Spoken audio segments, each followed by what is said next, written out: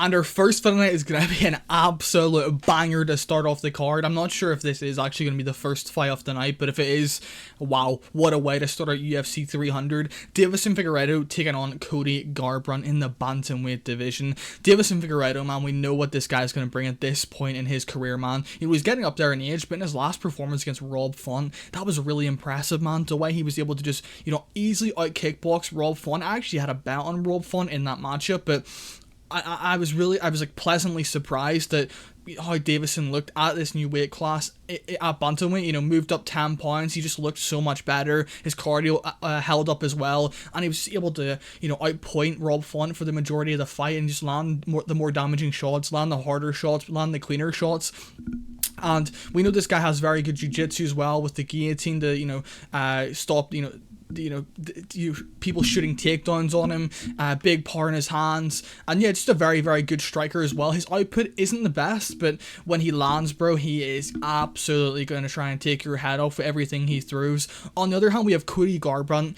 Honestly, I've always kind of thought Cody Garbrandt was overrated. His run was insane to the bantamweight belt, but if you actually look at who he beat on the way there, not the greatest competition. And Dominic Cruz, people act like that was an insane performance against a Cruz with tendonitis in both feet, and Cruz still won 2 rounds in all judges' scorecards. So I do think that was one of the most overrated performances in UFC history. I'm not trying to hate here, by the way. I'm just being honest. But yeah, Cody Garbrandt kind of struggled, in the past few years here, but he's on a 2-win streak against Trevin Jones. Not the best performance, pretty boring performance. He's wrestled Trevin Jones for the entire 3 rounds, and then against Brian Kelleher, he got hurt. His leg was getting absolutely destroyed, and I think that could be a very, very good weapon for Deiveson Figueiredo to use in this matchup. I think the leg kicks are going to be there for him. I think that Cody Garbrandt, even in that fight, man, against Brian Kelleher, he was just so open on the feet, swinging, from his hip.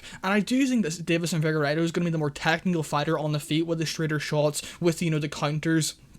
And I think he's just more defensively sound at range to stop Cody Garbrandt from getting in that boxing range and lighting him up. Cody Garbrandt, I think that it would be smart for him to shoot some takedowns, get on top, because we know that Deiveson Figueiredo doesn't have the best takedown defense, but like I said, he has pretty good scrambles and pretty good subs to stop the threat off the takedown for his opponents. But yeah, I think that Cody Garbrandt, could wrestle here, get on top, and potentially win minutes and just wear out Deiveson Figueiredo as the fight goes on. But honestly, I have to choose Deiveson Figueiredo in this matchup. I think it's just going to be the better striker, the more technical striker from range, and I think that from that kickboxing range, he's going to be able to out jab, and kind of just out kickbox Cody Garbrandt for the entire 3 rounds. So give me Deiveson Figueiredo by probably by second round TKO in this matchup. I think the leg kicks will be a massive factor in this fight.